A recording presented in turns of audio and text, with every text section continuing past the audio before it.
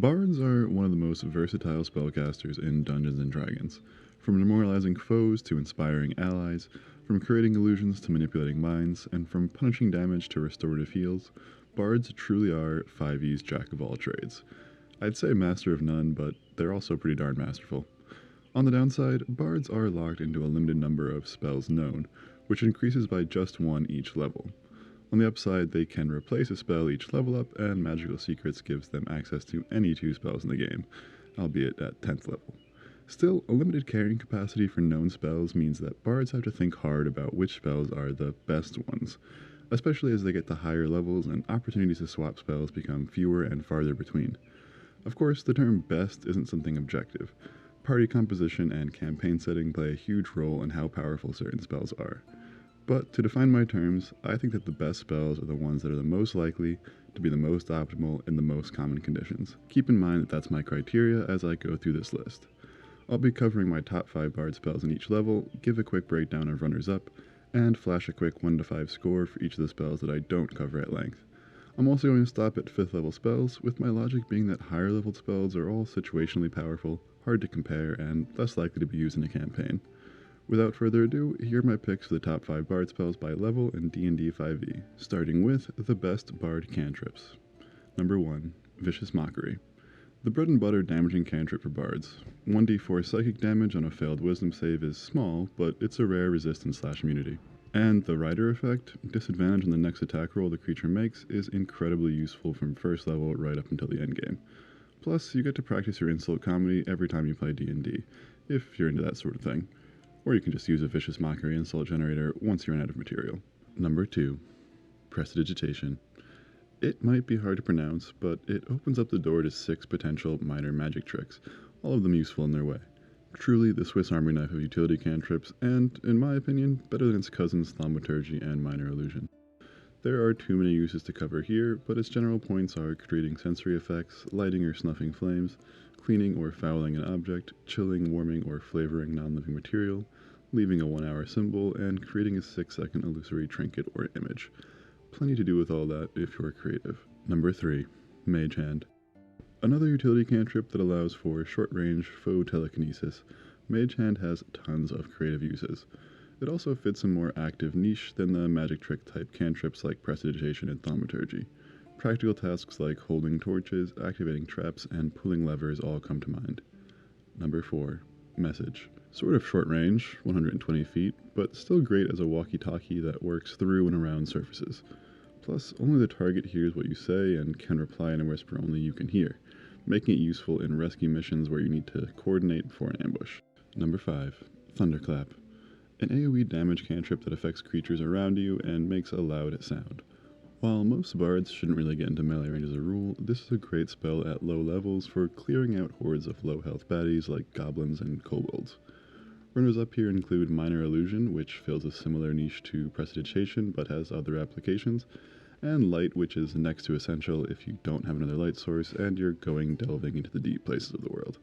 Dancing Lights is worse than Light in most scenarios, in my opinion, and Friends is only good if you don't care about the post-charm repercussions, as in you're disposing of the person with a bit of murder, or you'll otherwise never see them again. Mending can be fun for quick repairs and nifty tricks like breaking a 10-foot pole for easier transport, but I find it's not as often useful as other utility cantrips I've mentioned. Blade Ward and True Strike are just plain bad, since they eat your whole turn for a benefit on the later turn. Skip these at all costs. Up next, here are the best first level bard spells. Number 1. Fairy Fire. An AoE glitter bomb, what can be more perfect for the flashy bard, that lights up enemies who fail a dexterity save, giving you and your allies attack advantage against them. The big reason Fairy Fire is so good is that it lasts for a full minute with no further saving throws, if you can maintain concentration, which translates into further huge consistent damage for your whole party. Oh, and enemies can't hide or go invisible since they're lit up while it's active, even if they leave the area where the spell was initially cast. That's what I meant by glitter bomb. Number 2. Dissonant Whispers. A decent damage single target spell that forces a creature to run away, which can expose them to multiple opportunity attacks from your allies. Use this when your melee allies surround a target, especially rogues who can trigger a sneak attack multiple times per round, and watch as you contribute much more than the 3d6 psychic damage that Dissonant Whispers does on its own. Number 3. Healing Word. A bonus action ranged heal that's the perfect thing in combat. While it heals less than Cure Wounds, most of the time you'll only be using this to pick up a 0 hit point ally rather than to pad their hit point pool. Plus, it's a bonus action, so you can still cast a cantrip on the same turn that you use it. Number 4. Bane. Reducing the attack rolls and saving throws of up to 3 enemies by -1d4 is very impactful, for multiple reasons. First off, that -2.5 average from attack rolls is basically like giving Shield of Faith to multiple allies at once. It's akin to +2.5 AC is what I'm saying. And second, -2.5 on saving throws is fantastic for setting up big impact AoE control spells, like Entangle, or AoE damage spells like Burning Hands or Thunderwave. Speaking of which, number 5, Thunderwave. An AoE damage and pushback effect that's also audible at a 300-foot distance. I'm a sucker for force movement effects and their ability to pair so well with persistent damage or control effects like Spike Growth and Web, so I rate this spell higher than many others might. There are a number of runners-up worth talking about for bards at this tier. Sleep is phenomenal up until around 4th level, when enemy hit point pools start scaling way faster than Sleep's ability to be effective. But in early levels of play, it's one of the dirtiest control spells available. It just puts enemies to sleep, no saving throws required, so definitely worth picking up early and replacing later. Tasha's Hideous Laughter is one of the best single-target shutdown spells at 1st level, incapacitating a creature for up to a minute, like a slightly worse hold person that can affect a lot more creatures. Here are my 1 to 5 ratings for the other 1st level bard spells. Some of these spells, notably Detect Magic and Comprehend Languages, are no doubt good and useful, but Bard's limited spells known makes it hard to justify picking them up when a prepared spellcaster can do it instead. But if you haven't one of those in your party, then they're both worth considering. Next, let's look at the best 2nd level bard spells. Number 1, Detect Thoughts. This ability can really frustrate DMs, but if you use it responsibly and respect a bit of plot armor around the spell's possible effects, it's great for moving a story forward. More than that, it can find invisible or hidden creatures and stealthily pick up on surface thoughts, which can be manipulated with good questions and or skill checks. This spell is particularly effective as part of an interrogation, as the spell text itself says. Number 2, Invisibility. Great for stealth or scouting missions. An hour-long duration is usually long enough to explore a good chunk of environment unnoticed. It can also be a decent pre-combat spell as well, especially to help get melee allies in good position for the start of a fight. Upcasting invisibility to cover more and more of your party is what keeps it relevant at later levels. Number 3, Hold Person. When this spell lands and sticks around for multiple rounds, it has an incredible impact. Paralyzed and totally open to attack advantage and automatic critical hits from allies in melee range. The only downside is that threatening humanoids become vanishingly rare at higher tiers of play, but the upcast potential for it affecting multiple targets keeps it somewhat relevant. Number 4, Aid. An all-day, no concentration buff to maximum hit points for 3 allies. A really incredible and efficient buff that can also be used as a faux mass healing word for an in-combat heal if you don't precast it. And if your DM allows for rest casting, then you can pretty much have this up at all times, and still start the day with your full slate of spell slots. If that's the case, there's pretty much no reason not to cast this at the end of every adventuring day with your highest leftover spell slot. All that said, if a cleric in your party can be the aid caster, you can skip this. They live that nice prepared spellcaster life anyway. Number 5, Shatter. While the spell has a small area effect and a constitution save, it deals very solid damage. This is the best ranged AoE damage option bards get at this tier. If you'd like blasting options, Shatter is your best pick as a 2nd level spell. There are a lot of runners up that could easily slot into the top 5 bard spells at this tier, depending on the role you wish to fill in the party. If you want to lean into the role of a support caster, Enhance Ability is literally always useful for long-term advantage on ability checks of your choice and some nice rider effects for your party's grappler especially. And Enlarge Reduce is an even better way to buff your resident barbarian grappler, if you've got one of those. Knock is next to essential if you don't have anyone in your group who's proficient with thieves tools, and even then it's still the only way to get past Arcane Lock until you have access to Dispel Magic. Silence is also an extremely good spell for shutting down enemy spellcasters, but unless those are common in your campaign, it's not usually worth a spell known for a bard. Phantasmal Force has some very nifty use cases, and the intelligence save and check it requires means it's quite likely to stick around longer than most control spells. And Suggestion is just plain fun to use, especially if you really want to lean into the playstyle that relies on words to avoid fights. Here are my ratings for the rest of Bard's 2nd level spell options. Many are quite good in the right setting, they're just not as commonly useful as the spells I've already mentioned, and many are not worth your limited spells known at all in my opinion. Look at all those ones down there. Next, let's look at the best 3rd level bard spells. Number 1, Hypnotic Pattern. A great big area effect for the best control spell available in this tier of play. On one failed wisdom saving throw, you can incapacitate affected creatures until an ally of theirs uses an action to recover them. Even if enemies use their actions to wake each other up, that's a big action economy win for you.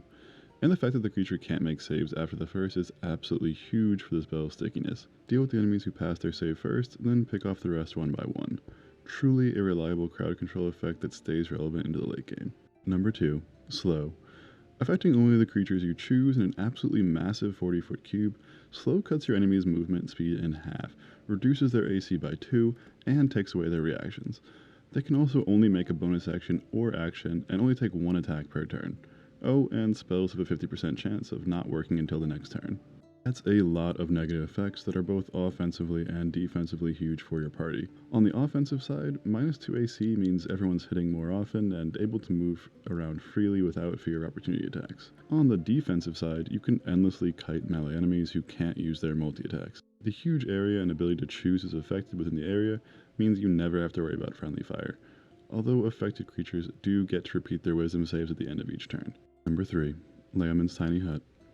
An 8-hour structure that enemies can't enter or attack. There's a lot of cheesy stuff you can technically pull off with the spell, like walking out, shooting an enemy, and then walking back in to be untargetable for an entire fight while dealing damage. For your whole party, mind you. But even without betting its applications to push your DM's patience, it's a great way to pull off safer long rests in environments that are far from safe. And you can cast it ritually. Number 4, Tongues. You don't need to learn every language in the game as long as you have this spell prepared. And since you're likely the party's face anyway, you're going to be the one communicating most often. While utility spells are all technically situational, the situation of I don't know what this guy is saying comes up more often than most in D&D. Number 5, Enemies Abound. If one enemy fails their intelligence save against this, they regard all creatures as hostile for up to a minute, only repeating the save when they take damage. They also must make opportunity attacks against enemies if provoked. This can be absolutely disgusting when used on a scary boss monster who's now on a rampage against their own minions, but it can be tricky to use in practice. Use teamwork and time it right though, and you'll get a lot of mileage out of a single spell cast. There are quite a few runners-up for good 3rd level bard spells. Fear can be an excellent spell for creating a zone of control to protect an objective or ally, but to me it loses out to both Hypnotic Pattern and Slow as an AoE control spell in most scenarios. Dispel Magic is a spell that every party needs on at least one spellcaster, and having 2 with it isn't a waste either. But with Bard's limited spells known, this job should really fall to a spellcaster who can prepare new spells each day. Clairvoyance is a solid scouting spell, and Sending is great for communicating with far-off NPCs, but again, limited spells known and very attractive 3rd level spells make it hard to pick up these spells that you may not use for an entire session. Other 3rd level bard spells can be quite interesting, especially Catnap if you have a warlock in your group, but in general they're a step below other options at this level. Up next, the best 4th level bard spells. Number 1, Polymorph. A huge pool of extra hit points for a friendly target, or basically an instant kill on an enemy target in the right conditions. For example, a cliff nearby or power word kill queued up. There's too much to cover in this context, but suffice it to say that Polymorph is never not good. Number 2, Greater Invisibility. Speaking of spells that are never not good, Greater Invisibility is the best friend of your party's martial members, especially critical hit loving rogues and paladins. Invisible creatures are attacked with disadvantage and make attacks with advantage, and this spell lasts for a full minute through multiple attacks, unlike the lower tier invisibility spell that breaks after 1. Number 3, Dimension Door. Excellent 500-foot range teleport for yourself and up to 1 ally, and you don't even need to see where you're going, although the spell can fizzle if you land inside an occupied space. This can be handy as an in-combat repositioning tool to make yourself untouchable, to get past barriers, and a lot more in the right situations with some creativity. Number 4, Freedom of Movement.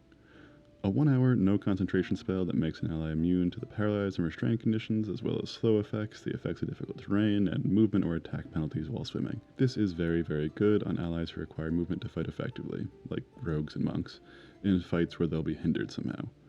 Number 5, Phantasmal Killer. Single target damage over time and frightened effect that can work wonders for removing an important enemy from a fight and only allow them to return once they've been weakened a bit. If you compare this with saving throw debuffs like Bane or Mind Sliver to keep it active for longer, it becomes even more powerful. As for runners up at 4th level, Charm Monster is a good option for characters who want to continue on a pacifist streak. and I think Confusion would be quite compelling if it weren't for Hypnotic Pattern being more consistent and straightforward. Other 4th level bard spells aren't worth picking up in my opinion. And finally, I'll wrap things up with the best 5th level bard spells. Number 1. Animate Objects. Finally, a mass summon effect.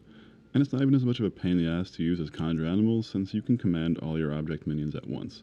Big damage, and a hell of a thing for enemies to deal with if they don't have AoE attack options. I won't get into all the math, but conventional wisdom is that animating lots of tiny objects offers the best damage per round, so keep that in mind if you decide to pick this up. Number 2. Synaptic Static. An intelligence save-based area effect spell that deals solid damage and debuffs enemy attacks, ability checks, and concentration checks by -1d6 for up to a minute. No concentration required. With intelligence as the lowest average ability score of monsters in 5e, this is the most likely to land AoE spell available in this tier, which is good, because the rider effect is much more important than damage. Number 3. Raise Dead. Not sure why bards have this, but if you've got a 500 gold diamond, you don't have to worry about death ever again, as long as your target keeps all their limbs, organs, and head, and you can get it within 10 days. If you've already got a resurrection spell in the party, you can skip this one. Otherwise, you should probably grab it if everyone in your group likes the character they're playing. Number 4. Hold Monster. Remember how I said earlier that Hold Person's power falls off because dangerous humanoids become rare in late game? Well, that's the exact niche this spell is designed to fill. A powerful shutdown effect that also allows for big offensive advantages on a single unfortunate target. Have fun with those automatic critical hits, everyone. Number 5. Seeming. Basically a mass disguise self spell that allows you to change any amount of creatures around you to look different, while keeping their basic body configuration and relative height. This is so good if you need to infiltrate a location without bloodshed, get information, or escape unnoticed. Seriously, this is a unique spell that allows you to do things story-wise that you could never get away with otherwise. Super cool if you ask me. There are plenty of other great 5th level bard spells. Rary's Telepathic Bond offers long-term, long-distance telepathy for your entire party, which is excellent for missions where your team needs to split up for some reason. Dominate Person is incredibly powerful if you have a lot of custom, and therefore scary, humanoids in your campaign. But at this tier of play, those tend to become quite rare. Greater Restoration is semi-necessary for a group to have, but all the other casters who have it are prepared spellcasters, so let one of them get it rather than locking yourself into it. Scrying is one of my favorite spells in the game for spying on your campaign's big baddie or one of the lieutenants, but it's not something you need to cast every day. So again, it's best if a prepared spellcaster can pick it up on those days you need it instead. Other 5th level bard spells don't stack up in my opinion. They're all rarely useful and not worth your limited spells node. That's all, adventurers. Here are my top 5 bard spells for each level, from cantrips to 5th level. Let me know in the comments if I'm on the money, or you think I've overhyped some spells and undersold others. I didn't want to cover the best 6th to 9th level spells, since they're generally all really good in an appropriate situation. Anyway, I don't think most D&D games out there go far past 11th level when you start getting access to these spells. As I said at the start, party composition and campaign setting play a huge role in how powerful certain spells are, so there's certainly some wiggle room here. Part of the reason I didn't want to do this as a sort of tier list thing, and why there's no such thing as the best spells, just the ones that are the most likely to be the most optimal under the most common conditions. Thanks so much for watching. Hope you found this guide on the best bard spells helpful and can show your appreciation with a like and subscribe. It's a massive help for small YouTubers like me. I'd also love to hear your opinions on which bard spells are the best or worst in the comments below. This is D&D Lounge wishing you the best of luck in your next spellcasting venture.